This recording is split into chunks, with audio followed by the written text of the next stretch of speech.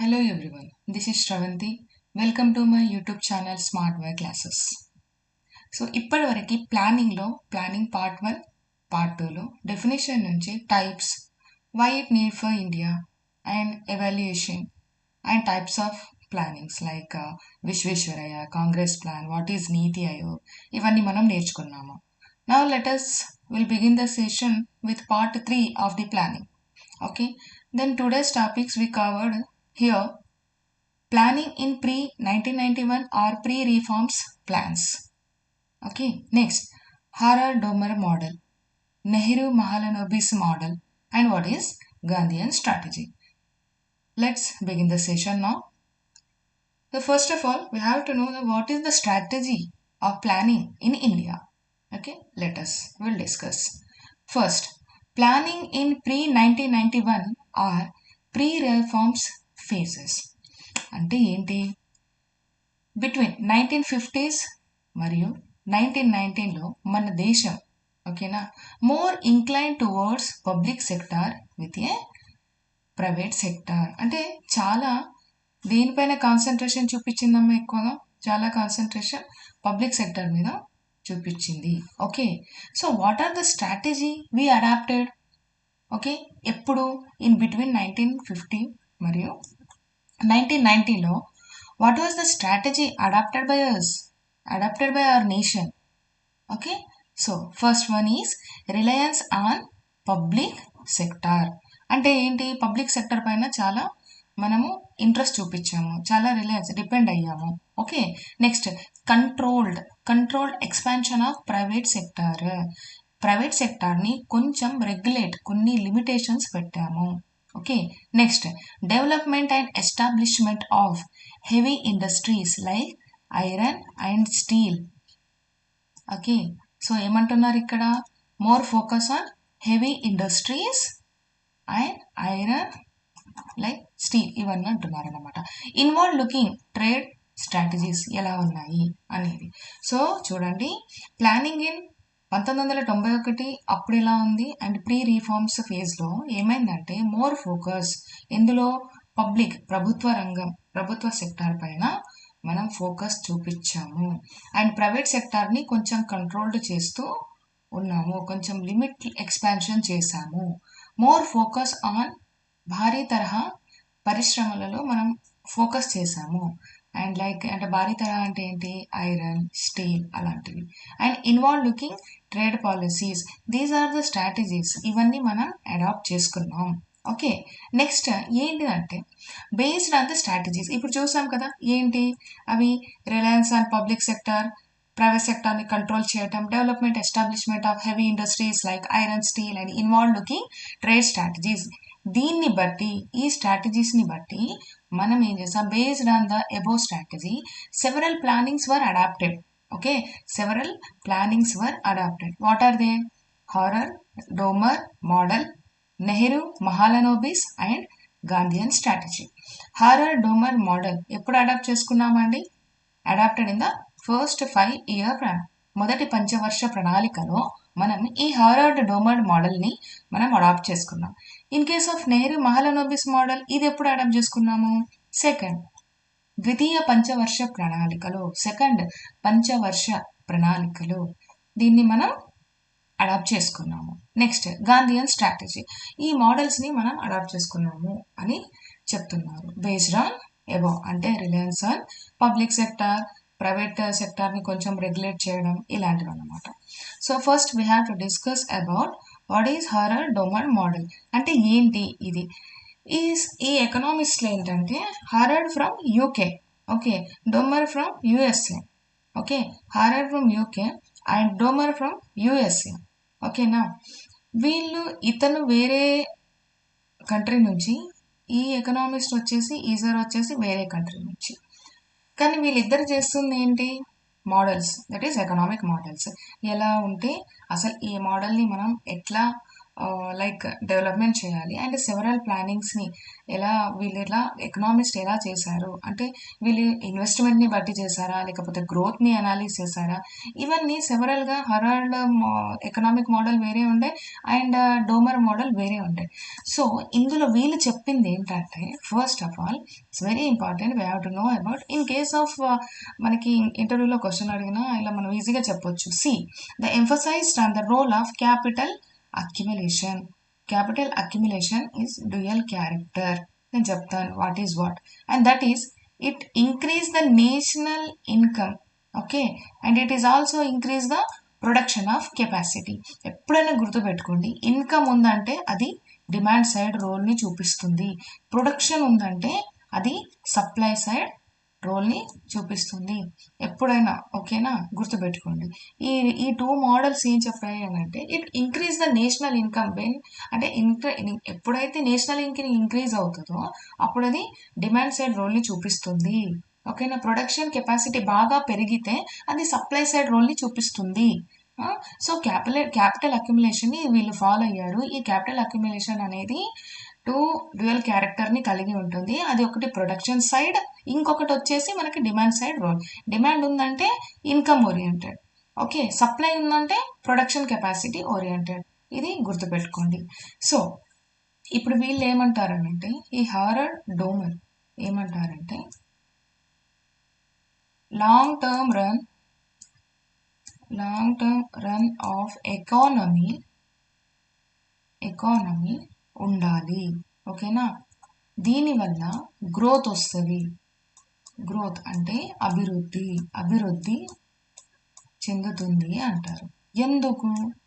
Let's will discuss. ఓకేనా, వీళ్ళు ఏం చెప్పారు, లాంగ్ టర్మ్ రన్ ఎకానమీ ఉండాలి, అప్పుడు మనకి గ్రోత్ అనేది ఇంక్రీజ్ అవుతుంది. అప్పుడు ఏమవుతుంది, నేషనల్ ఇన్కమ్ ఇంక్రీజ్ అవుతుంది. నేషనల్ ఇన్కమ్ ఇంక్రీజ్ అయిందంటే డిమాండ్ సైడ్ రోల్ ఇంకా ఇంక్రీజ్ అవుతుంది. డిమాండ్ ఎక్కువ ఉంది అని అంటే ప్రొడక్షన్ ఇంక్రీజ్ అవుతుంది.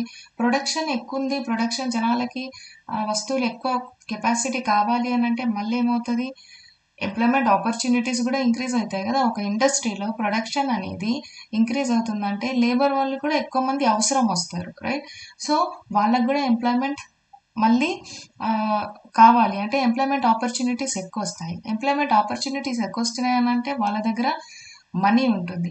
మనీ ఉందంటే మళ్ళీ డిమాండ్ కావాలి. డిమాండ్ అయిందంటే మళ్ళీ ప్రొడక్షన్ ఇంక్రీజ్ అవ్వాలి. ప్రొడక్షన్ ఇంక్రీజ్ అయిందంటే మళ్ళీ ఫుల్ ఎంప్లాయ్మెంట్ వస్తుంది. ఈ సైకిల్ అనేది మనకి కంటిన్యూస్ ప్రాసెస్ జరుగుతూ ఉంటుంది. వాళ్ళు అదే అంటారు, long term run of economy ఉండాలి అండ్ దీనివల్లే మనకి గ్రోత్ వస్తుంది. దీనివల్ల నేషనల్ ఇన్కమ్ అనేది ఇంక్రీజ్ అవుతుంది. దానివల్ల మనకి ఫర్దర్ థింగ్స్ అనేవి మనం ఈజీగా అచీవ్ చేసుకోవచ్చు అని అంటారన్నమాట. Okay, but we have to before ఏంటిది, ఈ హారర్ డోమర్ వాళ్ళు ఏం చెప్పారు, లాంగ్ టర్మ్ రన్ ఎకానమీ అని చెప్పాను. వీటి వల్ల వీళ్ళ గ్రోత్ వస్తుంది అని అన్నాము, రైట్. ఈ గ్రోత్ అనేది డ్యూయల్ క్యారెక్టర్స్ ఉంటుంది అని అన్నాను. ఒకటి డిమాండ్ సైడ్, ఒకటి సప్లై సైడ్. ఎప్పుడైనా సప్లై సైడ్ వచ్చిందంటే that should be indicates what more production capacity. If demand side వచ్చిందంటే that should be indicates national అంటే లైక్ ఇన్కమ్ అనేది ఇండికేట్ చూపిస్తుంది అనేది. ఓకే, సో ఈ డ్యూయల్ క్యారెక్టర్లో క్యాపిటల్ అక్యుములేషన్ ఎంత ఇంపార్టెంటో, ఓకే, నెట్ ఇన్వెస్ట్మెంట్ అనేది కూడా అంతే ఇంపార్టెంట్ అని చెప్తారు. ఈ నెట్ ఇన్వెస్ట్మెంట్ అనేది ఎలా వస్తుంది అని అంటే బ్యాలెన్స్ చేయాలి డిమాండ్ని అండ్ సప్లైని. ఓకేనా, అండ్ ఫుల్ ఎంప్లాయ్మెంట్ ఉండాలి. దట్ ఈస్ ఆ ఫుల్ ఎంప్లాయ్మెంట్ ఎట్లుండాలి, ఈక్వలిబ్రియం ఇన్ లాంగ్ రన్. ఓకేనా, సో ఈ వీటికి చూడండి ఏంటిది, బ్యాలెన్స్ చేయాలి. ఓకే, దేన్ని, డిమాండ్ అండ్ సప్లైని, and for achieve of full employment equilibrium long run. So నేను ఎగ్జాంపుల్ చెప్పాను చూడండి. ఇఫ్ మనకి ఈ హారర్ డోమర్ వాళ్ళు ఏం చెప్తారంటే లాంగ్ టర్మ్ ఎకానమీ ఉండాలి. ఓకే, అప్పుడు ఏమవుతుంది, గ్రోత్ వస్తుంది. This growth leads to what మో లైక్ డ్యూయల్ క్యారెక్టర్స్ని చూపిస్తుంది. That is demand side and production side. Demand side వచ్చింది అని అంటే it should be indicates income చాలా జనరేట్ అవుతుందని. ప్రొడక్షన్ వచ్చింది అని అంటే సప్లై ఉంది అని. ఓకే, సో ప్రొడక్షన్ బాగా ఇంక్రీజ్ అవుతుంది అని అంటే ఏమవుతుంది, ఇండస్ట్రీస్లో ఏ ఫుల్ ఎంప్లాయ్మెంట్ అచీవ్ అవుతుంది, రైట్? ఫుల్ ఎంప్లాయ్మెంట్ వచ్చింది అని అంటే వాళ్ళ దగ్గర మనీ సప్లై బాగుంటుంది, రైట్? మనీ సప్లై బాగుంటుంది. మనీ సప్లై బాగుంది అని అంటే అగైన్ డిమాండ్ వస్తుంది ఏదైనా వస్తువులకు. డిమాండ్ వచ్చింది అని అంటే అగైన్ ప్రొడక్షన్ చేయాలి. ప్రొడక్షన్ పెరిగింది అని అంటే మళ్ళీ సప్లై సైడ్ పెరిగింది అని. సో ఈ సైకిల్ అనేది మొత్తం మనకి సర్కిల్ తిరుగుతూనే అంటే రిపీట్ అవుతూనే ఉంటుంది, ఓకేనా? So this is very important. So వీళ్ళకు ముందు ఈ హారర్డ్ అండ్ డోమర్ మోడల్, ఓకేనా? వీళ్ళకు ముందు డిఫరెంట్ థియరీస్ కూడా ఉండేవి, ఓకే? డిఫరెంట్ థియరీస్ కూడా ఉండేవి. సో ఇదంతా మనకి ఒకసారి మీరు రివిజన్ చేయడానికి వచ్చిన స్లైడ్ ఇది. నెక్స్ట్ వచ్చేసి బిఫోర్, ఓకేనా? బిఫోర్ హారర్ డోమర్ మోడల్ వాళ్ళ ఇద్దరి మోడల్లో ముందర classical theory and Keynesian theory అని ఉన్నాయి, okay? Classical theory and Keynesian theory. Classical theory వాళ్ళు ఏం చెప్తారు అని అంటే classical theory, okay? Classical theory వాళ్ళు ఏం చెప్తారు అని అంటే క్లాసికల్ థియరీ ఎవరు చెప్పారమ్మా? By Adam Smith and others, okay? ఈ క్లాసికల్ థియరీ ఫస్ట్ మనం డిస్కషన్ చేసుకుందాము. ఇప్పుడు ఇది హారర్ డోమర్ మోడల్ రాకముందు అసలు ఏం జరిగింది, ఎకనామిక్స్లో ఏమన్నారు అనేది. ఆడమ్ స్మిత్ వాళ్ళు ఏం చెప్పారు? క్లాసికల్ థియరీ గురించి చెప్పారు. వాళ్ళు ఏమంటారు అని అంటే these are economist who generally oppose government intervention in the functioning of aggregate economy, ఓకేనా? గవర్నమెంట్ ఇంటర్వెన్షన్ ఉండకూడదు అంటారు ఎవరు? క్లాసికల్ థియరీని ఫాలో అయ్యే economist. There is no government intervention అంటారు, ఓకేనా? నెక్స్ట్ గవర్నమెంట్ ఇంటర్వెన్షన్ ఎప్పుడు ఉండదో అప్పుడు ఏమవుతుంది, లాంగ్ రన్లో వాళ్ళు ఫుల్ ఎంప్లాయ్మెంట్ని అచీవ్ చేస్తారు. సో వేజెస్ కానీ ప్రైజెస్ కానీ ఫ్లెక్సిబుల్గా ఉంటాయి. There is no need of any physical and monetary policy.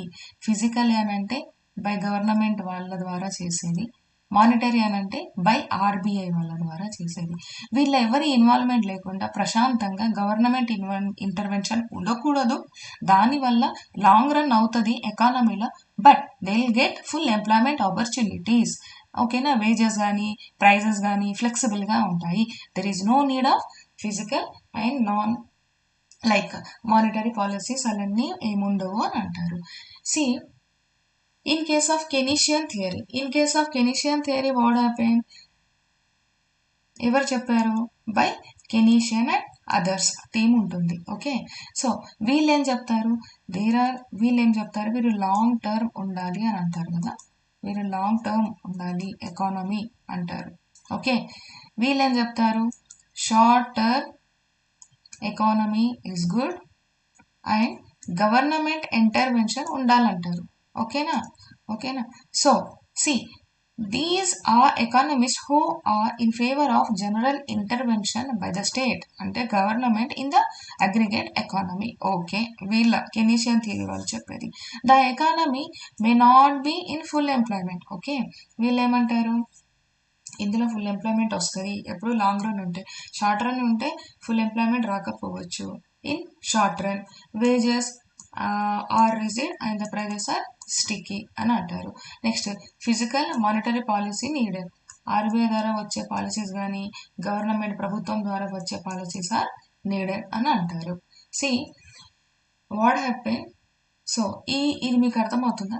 దీని సింథసిస్ ఈ రెండింటి classical theory and Keynesian theory సింథసిసే మనకు వచ్చిన మోడల్ హారర్ డోమర్ మోడల్, ఓకేనా?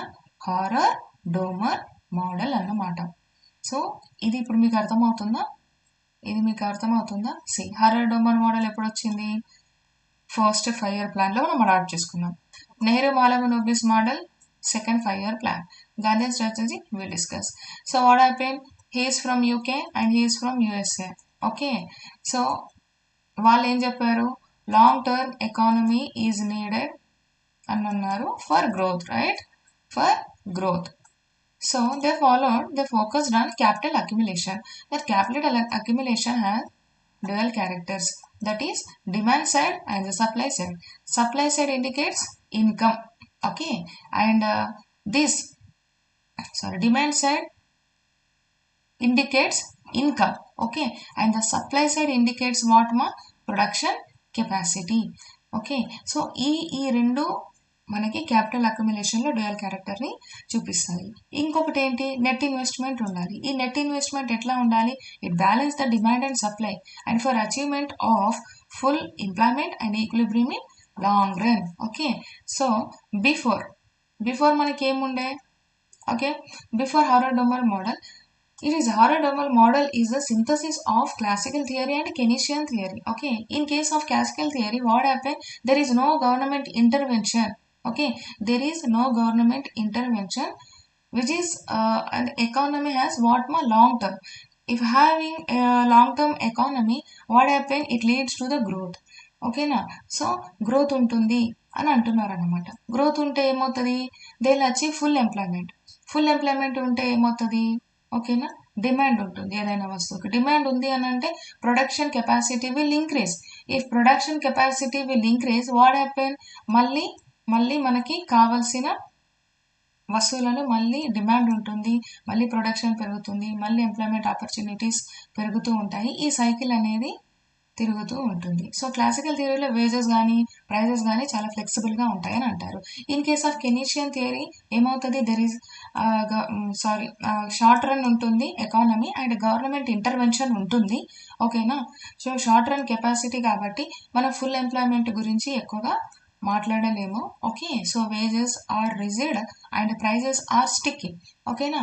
సో ఇందులో ఏంటిది, ప్రభుత్వానికి కానీ ఆర్బీఐ కానీ వాట్ ఎవర్ పాలసీస్ ఏమైనా ఉంటే అవన్నీ ఇందులో నీడ్ అవుతాయి. కానీ in case of classical theory there is no need of any physical and monetary policy.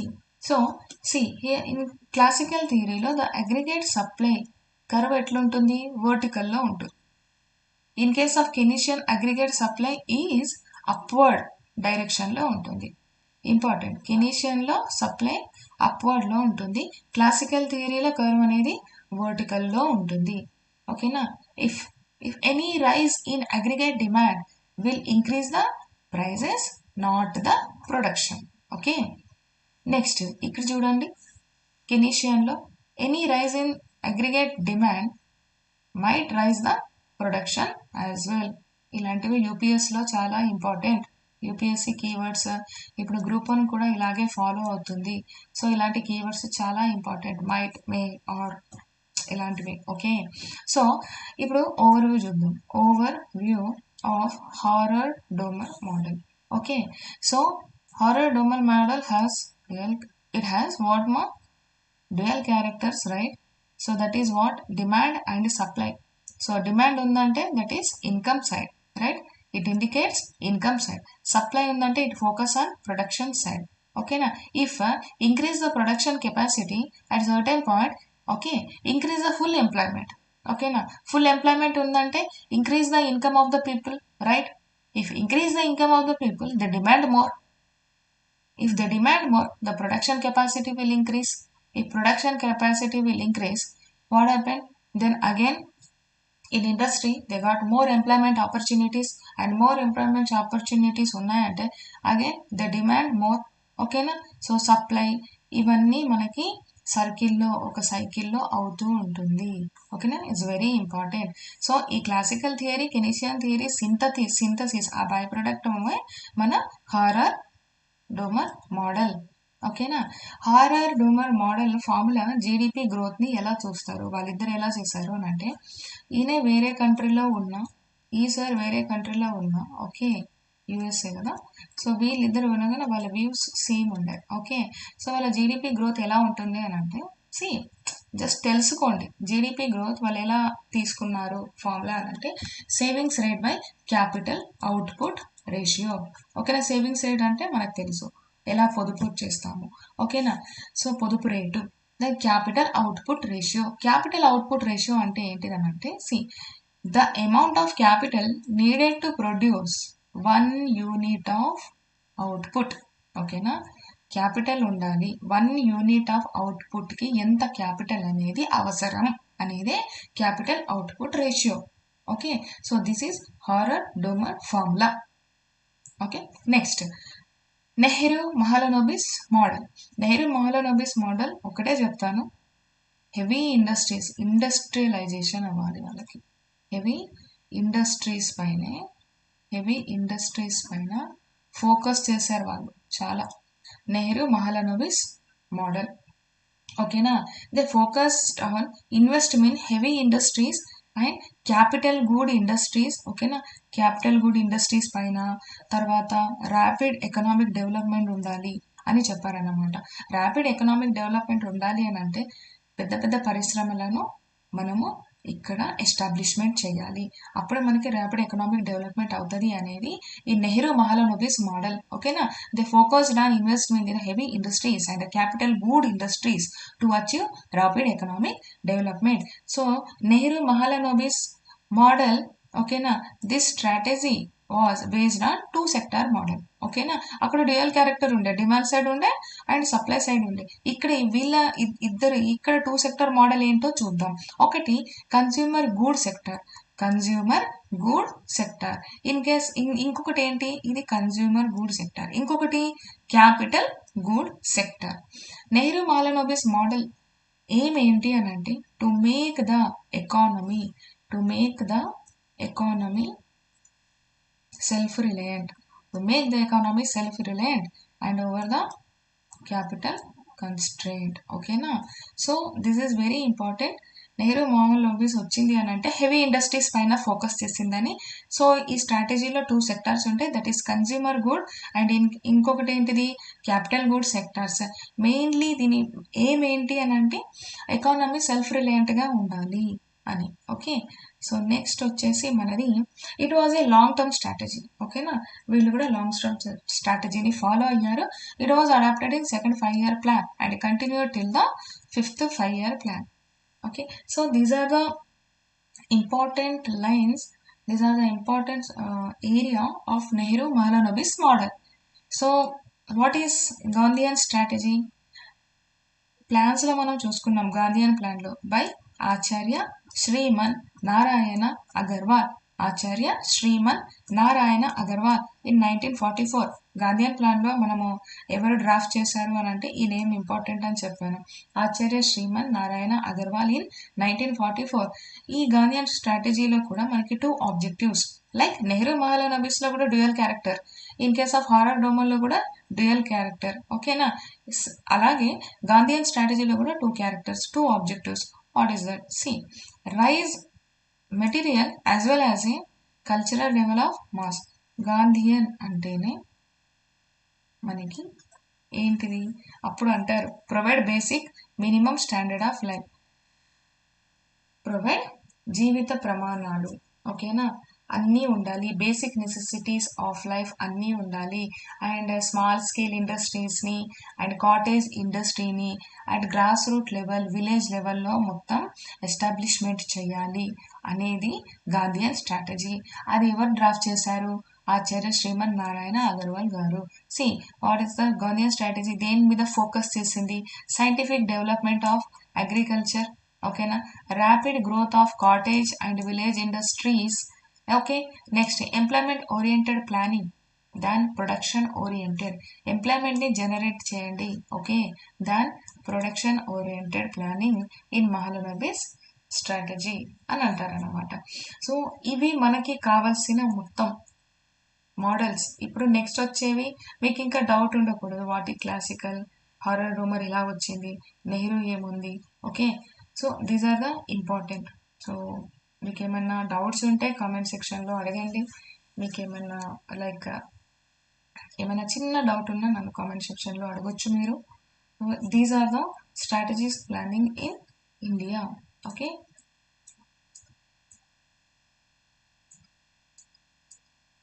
So thank you అండి.